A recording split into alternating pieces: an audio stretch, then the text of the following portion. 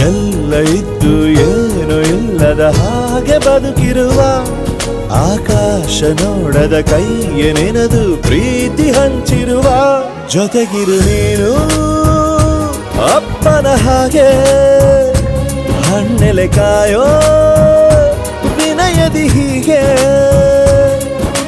ನಿನ್ನನು ಪಡೆದ ನಾವು ಪುನೀತ ಬಾಳು ನಗು ನಗುತ್ತಾ ಬೊಂಬೆ ಹೇಳುತ್ತೈತೆ ಮತ್ತೆ ಹೇಳುತ್ತೈತೆ ನೀನೇ ರಾಜಕುಮಾರ.